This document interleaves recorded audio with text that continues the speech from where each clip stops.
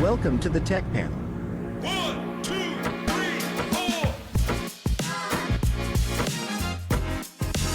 The podcast where tech minds meet. Oh, hey, before we get started today, don't forget to subscribe and ring that bell. Welcome back to the Tech Panel, where we dive into the latest innovations, trends, and game changers shaping the world of business, media, technology. I'm Arvin. And I'm Sarah Bowers, and today we're chatting with Jean Criss, who has over 25 years of experience in media, technology, and e-commerce. She now runs a fashion label and media consultancy. So we'll dive into all things entrepreneurship, media, and marketing in an ever-changing digital world. This is the Tech Panel. Jean, welcome to the show. How are you? Welcome. Real good. Thank you so much for having me today. Well, it's an absolute pleasure to have you. I'm glad you managed to stay up a little bit late on the other side of the world there. Over in New Jersey, is that correct? That's correct. I wish I was on your sunny side of the world. We wish we were here too. Warm up here. It's beautiful over here. So firstly, Jean, you have such a, I guess, you're a jack of all trades, it almost seems. You've got a wealth of experience. Tell us a little bit about your experience, where you've come from, what you've been doing, some of your businesses in e-commerce. Yeah, give us the backstory. Okay, sure. Well, I started in the corporate world and I started in technology. And I did that for a while and moved into media and publishing. And I really enjoyed that, and I learned a lot throughout my corporate experience. Moved into sales leadership roles. I started in the Midwest and then moved out to the Northeast in New England, worked out of the Boston and Cambridge area for a while, and Rhode Island, and then got recruited out to the New York market. And I've been out here for a number of years. And since I moved out this way, I was in television, and I had worked in print and online and digital media.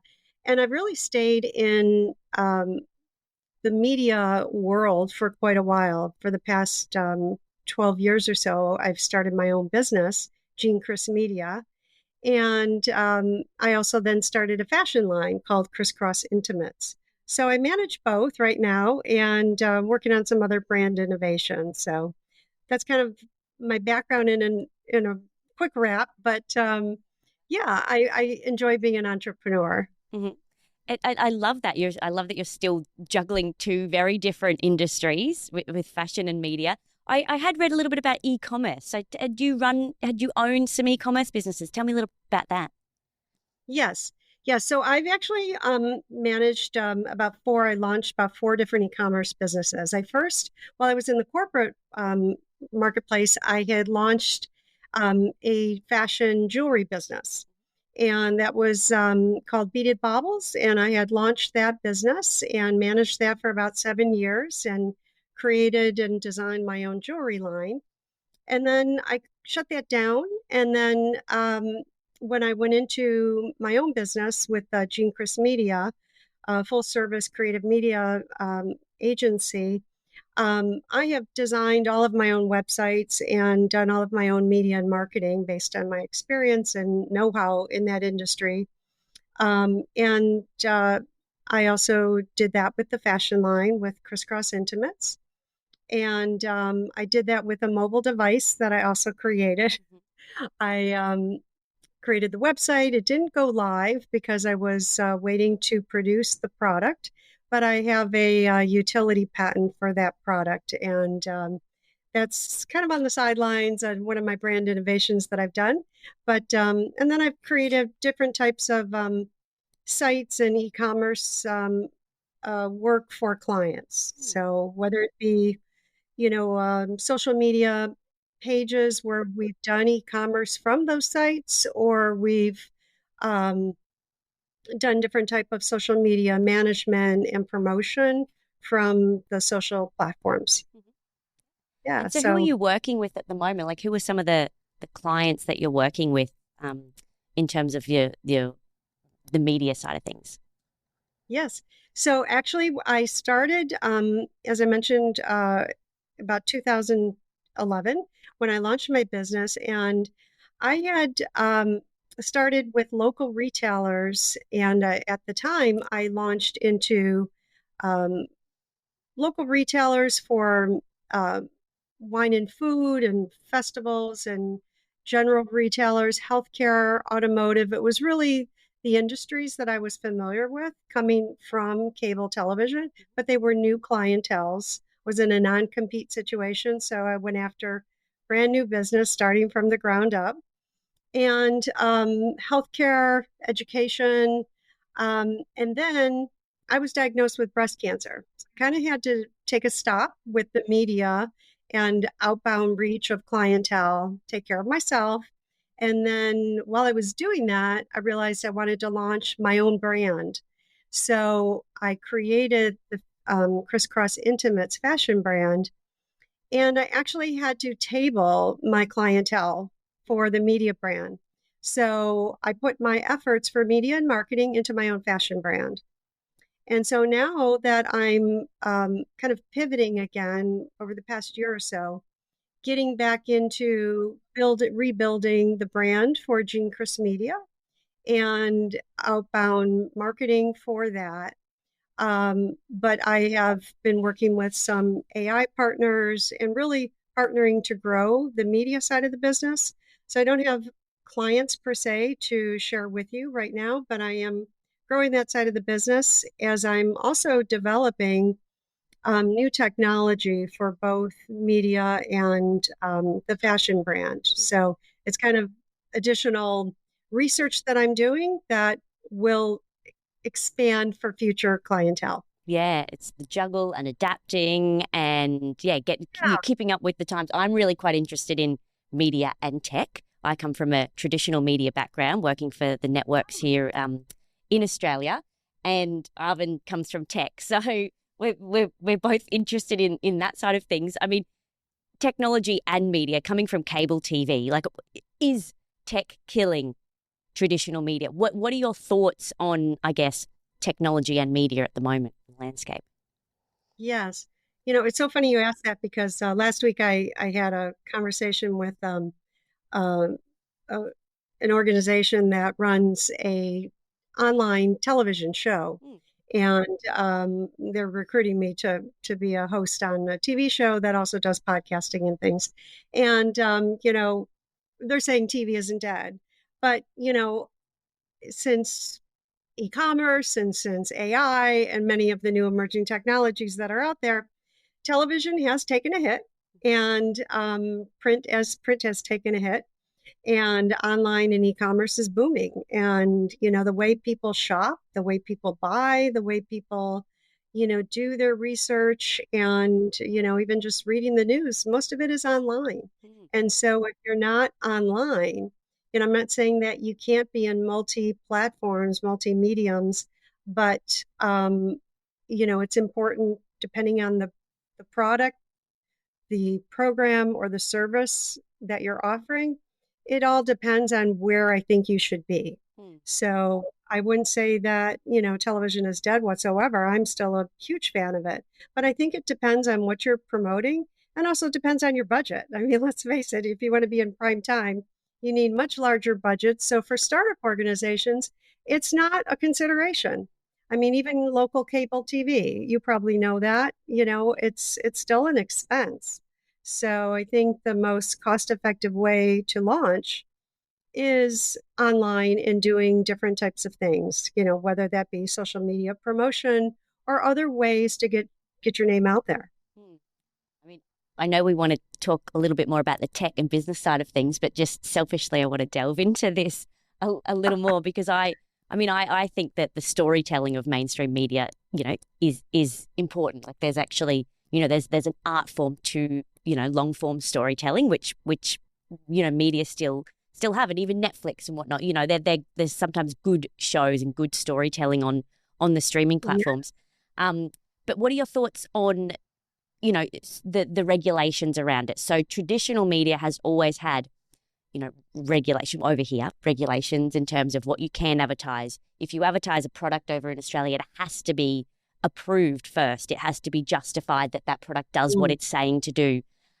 Whereas social and online, there's like it's lawless almost. You can advertise something that doesn't exist, and so there's that trust in the brand. So there's do you still think that mainstream media is more trustworthy than social, or what are you seeing in that landscape? Yeah. Well, you're right. It doesn't come up as much, if you're promoting a product. And I think it's important to protect your brand. There's no doubt about it. You should have intellectual property. I think if you're the brand proprietor and the owner, absolutely, you should protect your brand and have those regulations in place. I know a lot of people that don't and just go out there. They might have something to promote and they don't have those regulations. I mean, I know podcasters that go out there and repurpose and, produce, um, you know, uh, different types of content from those types of shows. And, or, they there may be people that promote products on the air or online and don't have really the real rights to do that. So I think, they should be concerned because anybody can pick up the phone and call them and, or send them something in the mail and, shut down their business. So, regulations are there for a reason. And, if you're going to do things, even with having the right disclaimers on your website, I think it's important to do that. So, you know, I think just the word to the wary is, be cautious and try to do things the right way because it's going to catch up. When we think back to a lot of the past people that were in similar experiences of yourself, where you're starting lots of various businesses, touching in various industries, at least in my experience, they tend to fall into two camps. People that say, startups fail because of bad ideas or it's a result of bad execution. When you look at your success in industry, where do you fall in? Do you think it's because you specialize in providing an excellent product? Or do you think that you just excel in execution and you're someone that delivers? Or is it all marketing, True. Yeah, that as well. Yeah. Well, I think in order to thrive with a new e-commerce business, it takes a few different factors. Building good customer satisfaction, I think a sustainable, client base and having that authenticity, not just even in yourself, but in your product or your service that you're offering, I think means a lot. And having that track record to go along with it. Having customer reviews and testimonials that says a lot to your brand, your name, and what you represent. I think you should build that endorsement history.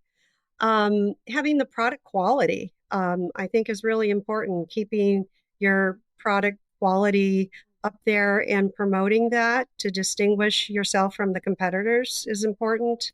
If you're offering through e-commerce a product that you're selling, I think, that's when the system itself comes into play, making sure that, you're able to have the security on the system, that, your payment processing is going through, that people can trust the system that they're working with and make sure that, their credit cards are going through properly and it's a safe system to work with.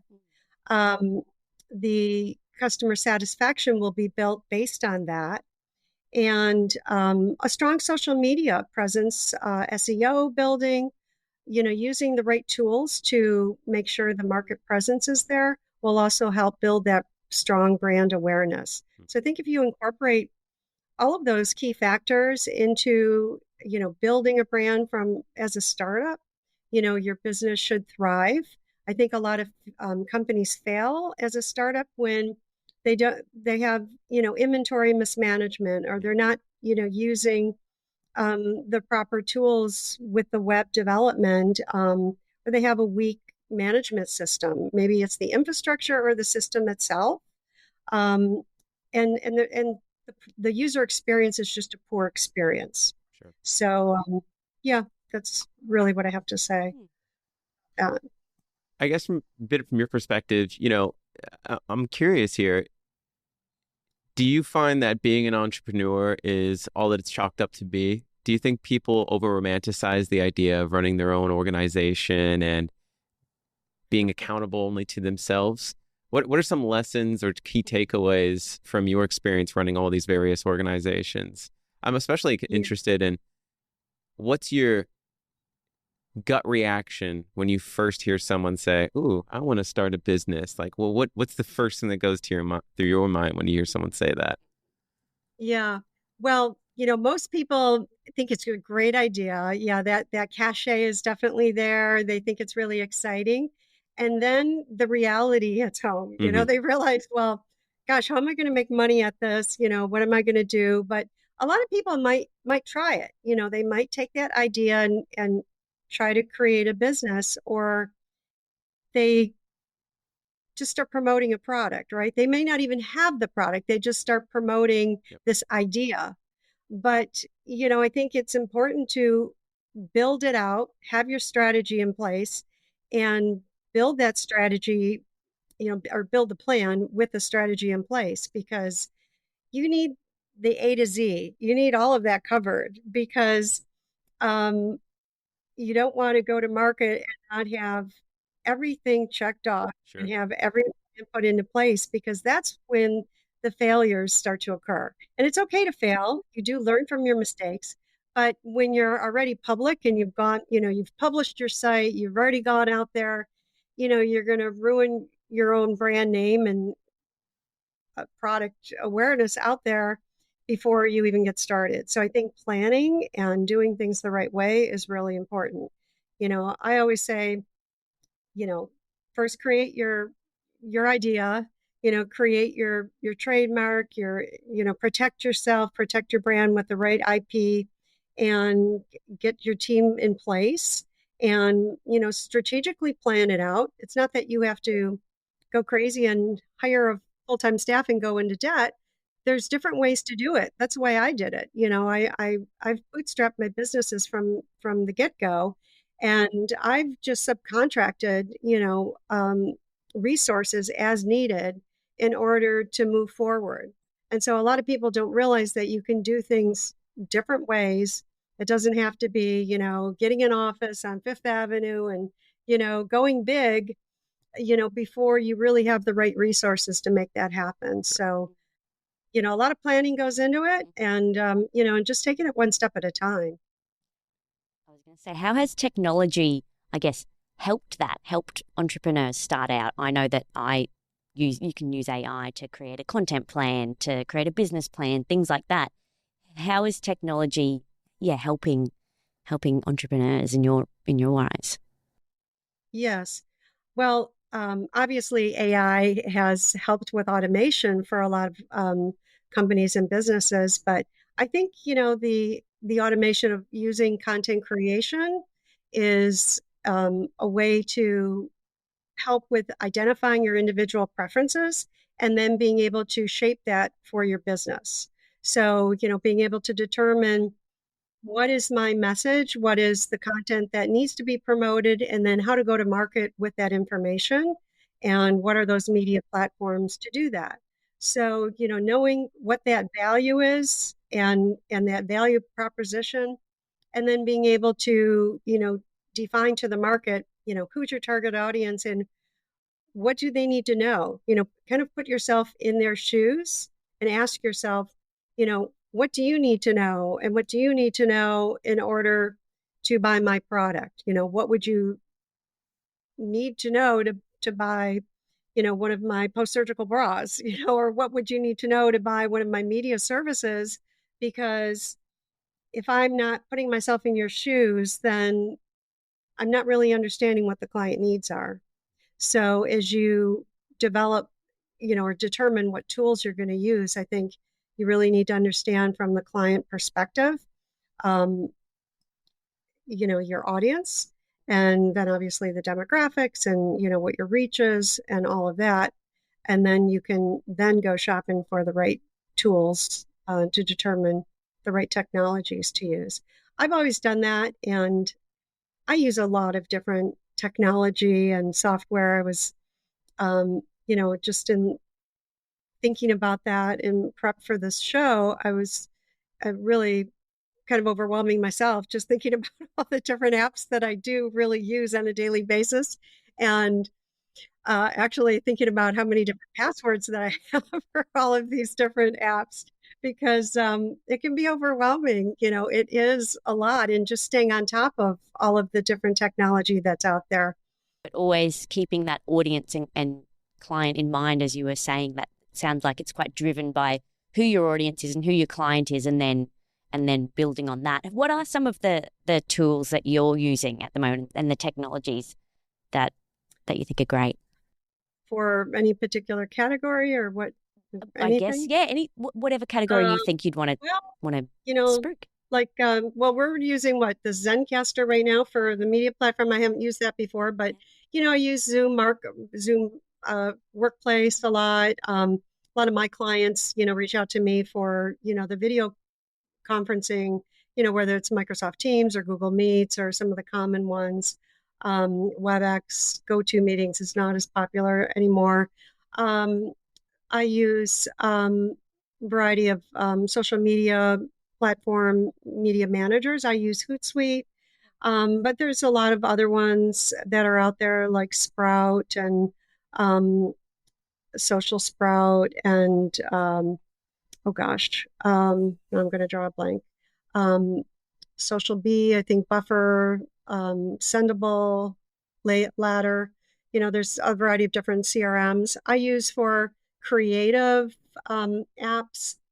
I love Canva. A lot of these apps now have an AI twist to them. Yeah. So you can incorporate AI, but that you don't have to use them. Mhm. So I like, testing some of the AI capabilities in some of the familiar apps that I've been using for a while. I like promo.com for a video app.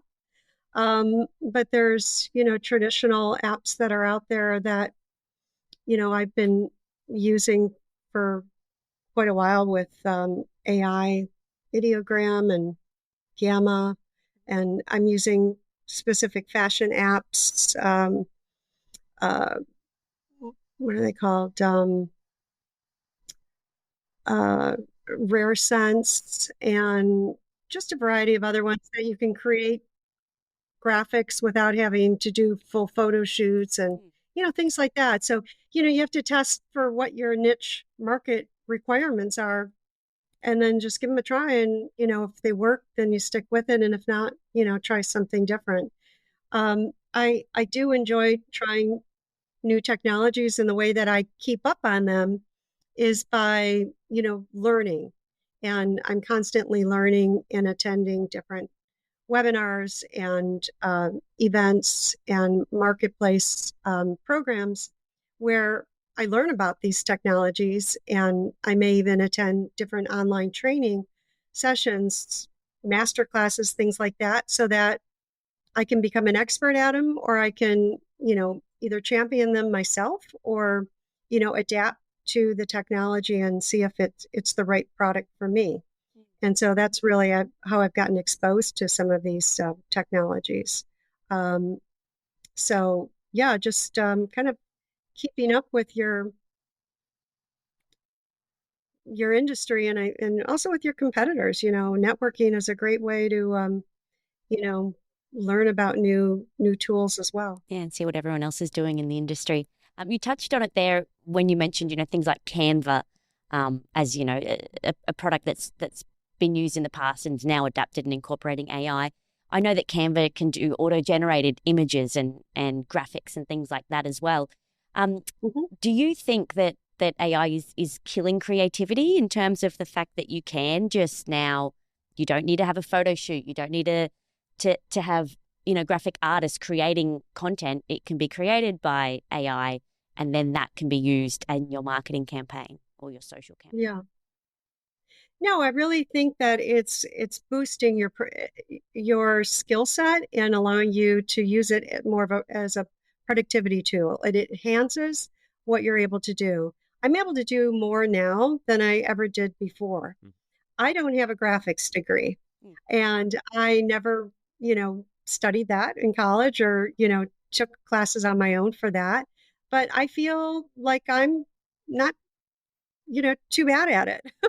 So I've obviously won some awards with what I do. But, I think if you, just kind of put pen to paper and, take the time to learn some of these apps, they're not that difficult. True. And, the user experience is pretty good and pretty quick and easy with a lot of the tools now that, it doesn't take a rocket scientist to try to, learn some of these apps or some of the features within them. And, I have learned a lot of the features in Canva on my own, but it doesn't say that I'm not going to pull in, a graphics expert when needed. Mhm. I know what my limitations are. I know maybe what my limitations are with an app and when to pick up the phone and call, a resource when I know I want to take this a next step, right? I want to go further with the results of what I'm looking for and then bring in additional resources. And so that's what I think as an entrepreneur, you need to know, like when you need to pull in outside resources to make things happen. And, you can't do everything yourself. And you can also waste a lot of time trying to do a lot of that yourself without, outsourcing and pulling in outside resources. So, yeah, but there are a lot of tools out there that have really made a lot of enhancements over the past year. In fact, I've seen a lot of progress in that area With these that we didn't tools, have do you, before. oh, sorry, there was a delay there. My That's right. apologies. Go ahead. With these tools, do you feel, and maybe I'm wrong in assuming this, but at least in my experience, it used to feel like the cream would always float to the top as far as product was concerned and what you would see when you searched for something. And now, because all these various tools, like you describe, exist and anyone can take advantage of these, I feel like I almost never have the ability to trust what I find in my search results. And we get a lot more false positives and things that we purchase. Like sometimes you'll get something and you'll be like, this is like quarter of the size of what it looked like when I looked for it, or the quality is way off, or any of these things. Because if you think about it, these AI tools have the ability to significantly enhance how something can look and over polish a turd, for lack of a better word, right? Do you feel that we're going to have declining results in the output of quality products entering into the market? And how do you separate yourself from all of these other people that are just liars, for lack of a better word, Like, how often have you personally been burned by products that looked or purported to be something that otherwise wasn't? I can't say that I have. What I can say is that I can distinguish an AI image from a non-AI image. And maybe it's just because I'm working with them so much that I can tell like what looks like a real traditional graphic image, photography image, real stock photo image versus an AI based image.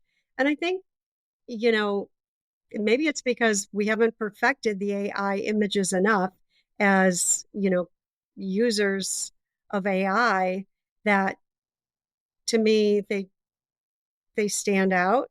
But, maybe it's going to get there where those blurred lines become, all one. I mean, I'm definitely on Arvin's bandwagon in terms of things that you buy. Everything is a Temu product over here when you try to search something. Yeah. Or it's, it's a TikTok video about, a great new, washing detergent sheets, and my husband bought it and he's like, oh, it's got great reviews, and it's shit. Yeah, it's the worst. Shit. It's and the he's worst like, well, product how does I've it have ever that seen. many Yeah. reviews? I'm like, who's crediting these reviews? That's They're what I not mean. real. Like, you get kind of very easily deceived in today's sort of marketing. Yeah.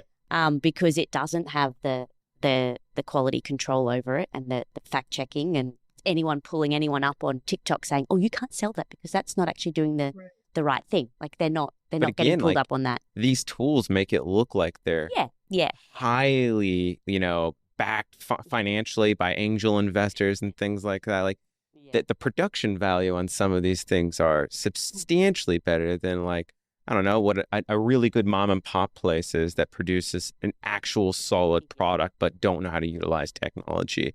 Oh. I wonder if we're just going to get sort of swamped in I think so. white noise of people that are just taking advantage of all these really awesome tools. I've literally gone backwards from online purchasing, and I now go to the shops again more I've than come ever full circle before too, because I'm like, Right. it's Yeah. or something on Amazon, but I have to check the reviews. But even then, I'm like, kind of trust Amazon, but not really. But I know that I could probably send it back if it wasn't what it was supposed to be. But I don't. Yeah, I'm very, very skeptical of any advertising, anything. So I just go to the shops these days and feel it and try it on and buy it that way. Absolutely. I've gone like full circle of doing that, and almost I'm doing the same with media, but I'm quite biased in that sense that anything I can't stand watching the fakeness and the shit on TikTok and on socials and untrustworthy news. I try to just go to a couple of sources that I trust and that I know now. But on that note of the untrustworthiness, and I mean today's storytelling on socials, and the algorithms are so set up for just it's clickbait. It's sensationalized, or it's dramatic, or it's something quite over the top. What are your thoughts on that? I mean, do you have to I think everyone keeps having to up their ante, even if it's a product that they don't want to do that. That's not part of their brand message to really like oversell it and to have to do a clickbait thing. But is that the only way to now get any eyeballs on it? Good question. Yeah. Well, to your point, Sarah, I think the sponsored ads are over the top. And, when that does happen, if you're seeing things that don't look real, or, it's questionable and you're leery about it, I always myself feel comfortable to go back to the brand. And it may not even be the e-commerce site, like go directly to the brand if you know the brand name and see if, what you learn there. It's not that you have to buy it from the brand on that site, but at least to check things out, as you mentioned, the fact checking, whether it looks this way or it's priced this way, or, it's functioning this way. But, from the social media perspective, I have not been using TikTok.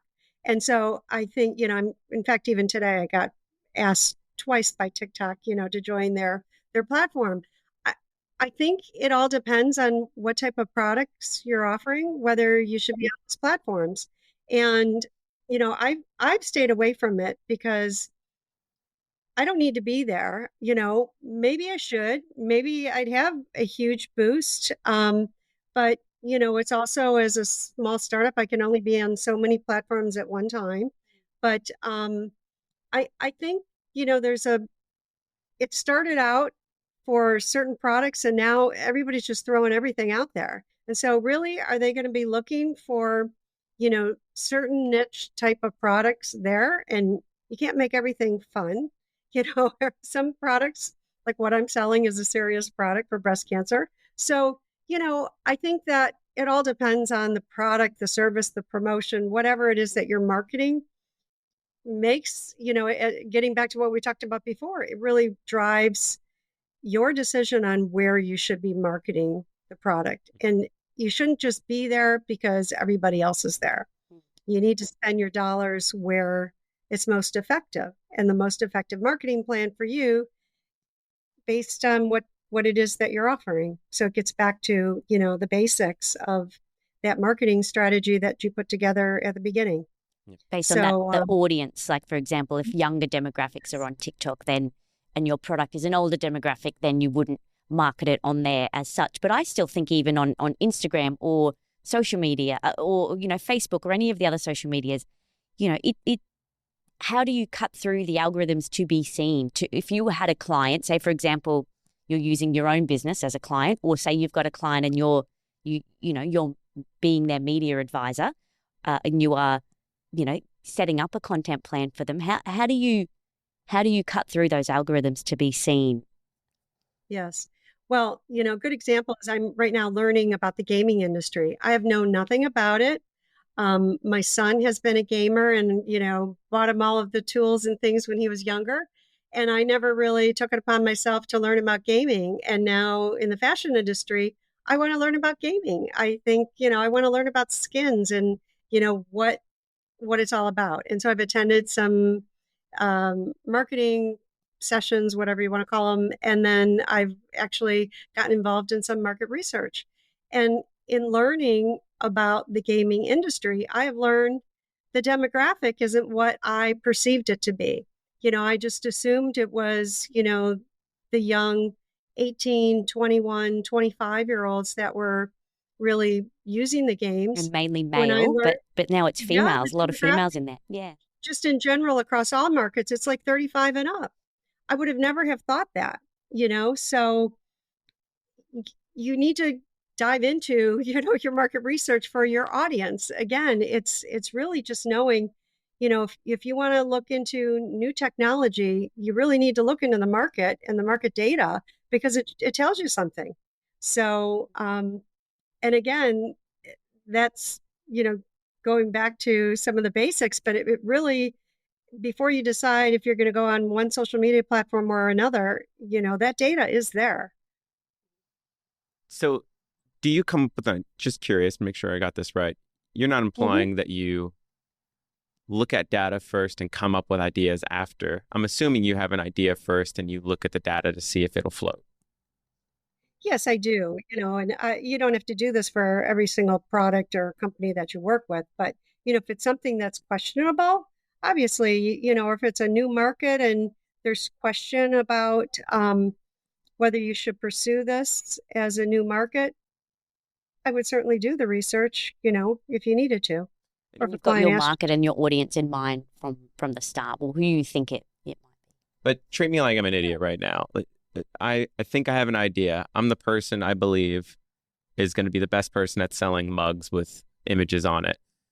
Mhm. Everyone always says, look up the data. What does that even mean? Where do I get data? How are people finding data? And what are the data points that you're looking for to really help you decide which direction you should take your business?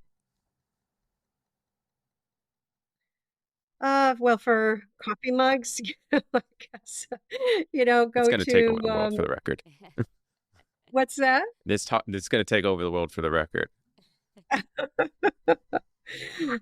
I don't know. I guess for the coffee mugs, looking at your distribution channels for mugs and looking at, the information of where you buy that type of product. Where do you buy the mugs and what type of data is out there? The industry has a lot of market research out there. You if you Google it, you can find out, the top half a dozen market research reports that are out there for your niche market, and then drill down. You might need to buy the research if it was really that imperative to you to learn about the coffee mugs and the logos. But you can also hire an agency to do that for you, such as Jean Criss Media. So, it really starts with just, doing some target marketing and research about the brand. So it's still a little bit, you got to know where to look if you want to be able to You gotta find know the where to look. information. Yeah, Okay. yeah, So for the average yeah. person out there, it still requires, I'd say, a bit of skill. You're not just going to be able to. I reckon you can Google. You can say, who are the people buying this product? Where can I Yeah. buy this from? You can Google that and you'd be able to find it. What are Where the the best? manufacturers Yeah, in what the are the best US, platforms to where in my advertise region. this on, etc. Who? What? My target audience is 35 years old. Where would I market my product to a Mhm. 35-year-old? So you can Google, but you could That's also a very specific question for Google. But you can also just put in ChatGPT, and it will come up Yes. with a really specific kind of content plan or strategy for you, or marketing strategy. Like I've done that recently, and I'm so impressed with everything it can come up with. It's wild. Oh, we've got a But then you should verify some of that yes. Oh information gosh, too. yes, yeah. You still research and verify. Yes. We have a delivery. So here we have a Doesn't question look from like a coffee mug. yeah, it's a coffee mug. A question from a viewer. So Oh, let's have a look. Okay, so we get questions on our and everyone's free to, email us or, comment on our socials or even on our YouTube channels, and they always have all different sorts of questions. So this one here, if you had to swap careers for a day with anyone, past or present, who would it be and what would you do? Wow, that's a very interesting question. Hmm. I don't know about swapping careers. I guess I might have a different idea of doing something different. People don't know this about me. I was going to start my career and be a choreographer. Oh, there you go. Yeah, this was many moons ago, right? Yeah, dance was my passion, and maybe that's my creativity, my creative side coming out now in different ways. But yeah, I was a dancer, and for a number of years, did all of it: ballet, tap, jazz, chorus line, all that. And I dreamed of having my own dance studio and yeah, being a choreographer. And then things took a change with my life. Yeah. As And it does. somehow I moved into media and tech Yeah. and then fashion. But watching your face light up when you reminisce about that, like you could tell it's a passion of yours. Yeah, Yeah. and I've dabbled in it. I've kept up on it for a number of years just as a hobby. Yeah. Yeah. Yeah. But yeah. Lovely. Oh, isn't that nice? I did not know I that. throw a dagger at you. But you Yeah, accepted, yeah. right? I mean, it makes me think of quite a personal question here for you on off the back of that. But when you're thinking about what your dreams were and your aspirations were, when you were younger and what you were working towards, and then life takes a hold and kids and all sorts of things happen along the way. But when you did get that breast cancer diagnosis, as you said, you kind of had to take stock. Did you kind of reevaluate, whether you were going to continue along the same trajectory or whether you just do something completely different? Like, how was that process for you? Yeah. No, that's a great question. Actually, I did kind of do a 360 at that time. I was in the corporate world. My last corporate job was in cable television, leading a large multiple sales teams in the New York market, and didn't expect to get laid off. So it happened when I was actually going through a divorce. I was diagnosed with breast cancer at the same time. And then, also having to deal with putting together a co-parenting plan and being the primary caregiver and primary custody, um, and fighting for all of that at the same time. It was kind of a very difficult time of my life, very challenging. And that's when I made that decision. I actually decided not to go back to corporate. Within 30 days, I launched my media agency. And, it's funny, I ran into my former VP of sales at cable TV, a year or two after that. And he's like, you had this plan, you had this planned. And I said, no, I didn't. Just things happen for a reason. And I just knew what to do and figured it out. And, I made it happen very quickly. But, and the same thing happened when I created the fashion brand. It only took me like 18 months to create things from start to finish. And, people in the fashion industry couldn't believe that I was able to do that. But I think when you know what to do and how to go about doing it, you get things done and you don't waste a lot of time and you just kind of stay focused on that and, move that pendulum forward. And that's what I did. And that's what I did with my life and my family and, stayed focused on that and stayed focused on healing and getting well. And, you have these buckets and you just kind of, make sure that that bucket gets taken care of and, you just keep pushing forward. And that's really how I handled, the adjustments with my life. It was quite a few adjustments and, that continued. And the way I healed personally was I wrote and I became an author from that because it was very cathartic. And I wrote a lot of my books, which are about my life story. And now I have 5 books about my life that really helped me to grow as a person. And I put my ideas to paper and I published them. I also, took my publishing experience and self-published all of them. And that really helped me grow with my business too, because that was actually at the time too when I had, to put my clients on the back burner. And so I kept up with my technology that way as well, because I was able to, do my own graphics and do my own writing and self-publishing. And that kept me, leading edge with what I was doing, even though it was for myself, but it was for new brands that I was bringing to the market. I love that you managed to turn, such a difficult time into something cathartic or a passion that I guess ultimately moved you forward in a different direction. So that the fashion line itself, so the fashion line, that was born out of a necessity or a passion as well in terms of your personal situation. Yes. Yes, exactly.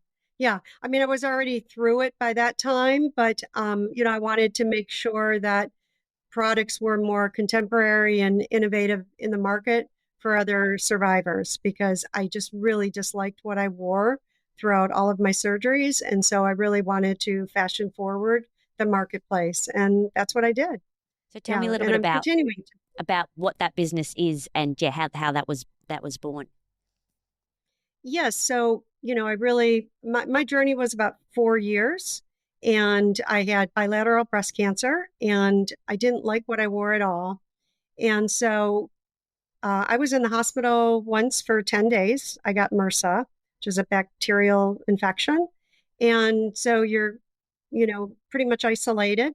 And I just decided to sketch, even though I'm not a graphics designer, as I mentioned, sketch some pretty, archaic designs of what I would like to have worn throughout my recovery. And I ended up creating a full utility patented line of designs for what's now called crisscross intimates. And I ended up, coming to market with a couple of those designs already, and many are not in the market yet. But I did create samples of some of the other designs that I had, uh, drawn at that time. Anyway, but that's how the innovation started. Now, what I'm working on that I'm happy to share with you is working on new wearable technology with blockchain. And, people are like, what?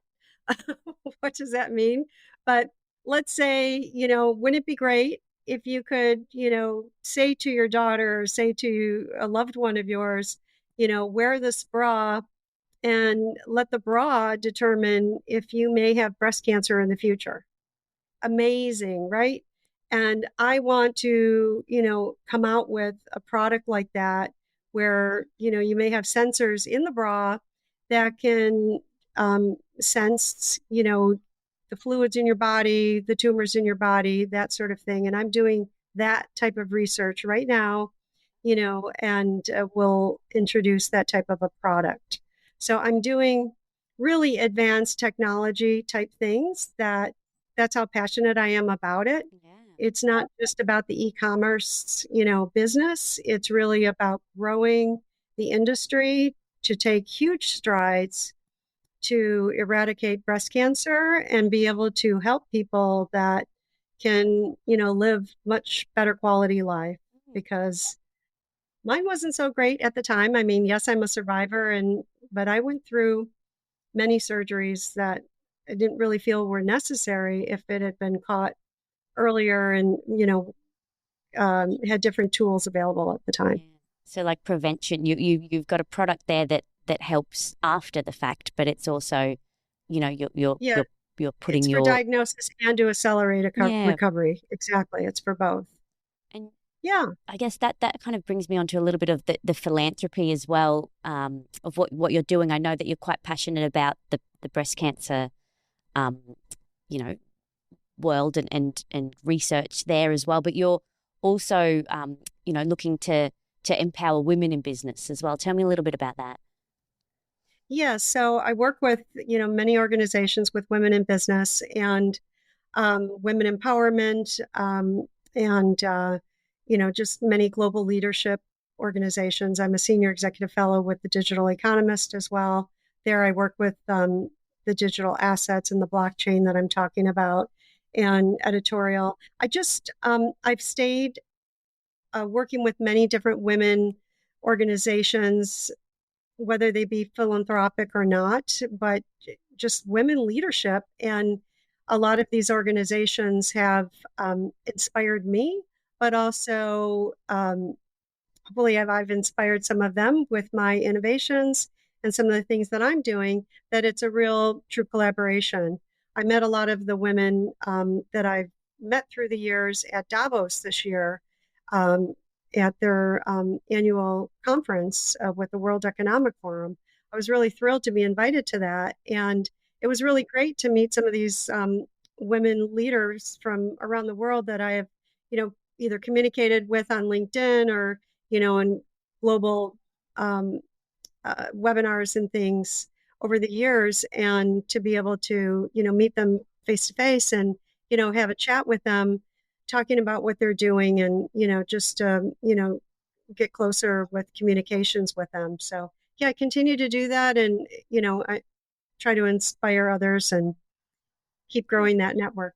That's lovely. I love that. So we always ask, what is like the one piece of technology that you couldn't live without, or one piece of software in your, I guess, work life that is you couldn't live without? Could be one or two.